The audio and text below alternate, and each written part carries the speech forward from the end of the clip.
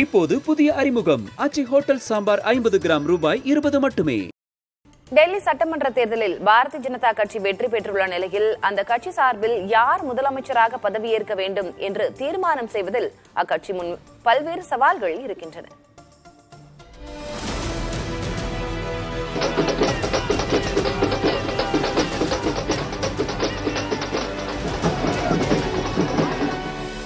டெல்லி சட்டமன்ற தேர்தலில் முன்னாள் முதலமைச்சர் மற்றும் ஆம் ஆத்மி கட்சியின் தலைவர் அரவிந்த் கெஜ்ரிவாலை தோற்கடித்த பாஜக வேட்பாளர் பர்வேஷ் வர்மா டெல்லியின் முதலமைச்சராக வாய்ப்பு இருப்பதாக ஒரு சாரார் கருதுகிறார்கள்.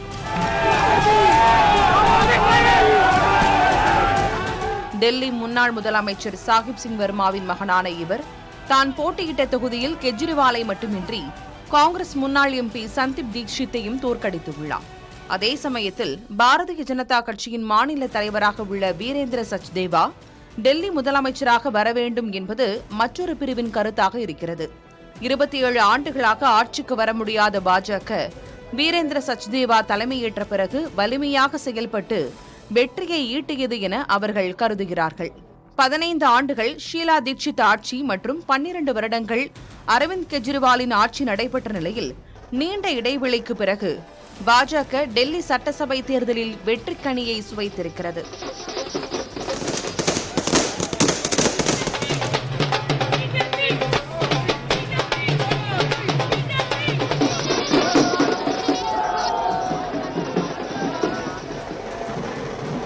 மனோஜ் திவாரி, ராம்வீர் சிங் போன்ற டெல்லி மக்களவை உறுப்பினர்கள் சிலரும் முதலமைச்சர் பதவி தங்களுக்கு கிட்ட வேண்டும் என கருதுகிறார்கள். ஆயினும் பாஜக தலைமையே முதலமைச்சர் யார் என்பதை முடிவு செய்யும் என கட்சியின் பல்வேறு தலைவர்கள் வலியுறுத்தினர். பிரதமர் நரேந்திர மோடி, பாஜக தேசிய தலைவர் ஜே.பி. நட்டா மற்றும் உள்துறை அமைச்சர் அமித்ஷா உள்ளிட்டோர் கருத்துப்படியே இறுதித் தேர்வு அமையும் என அவர்கள் தெரிவித்தனர். இத்தகைய சூழலில் பர்வேஷ் வர்மா வாக்கு எண்ணிக்கைக்கு பிறகு உள்துறை அமைச்சர் அமித்ஷாவை சந்தித்திருக்கிறார். ये प्रधानमंत्री नरेंद्र मोदी जी की जीत है, ये सभी दिल्ली वासियों की जीत है.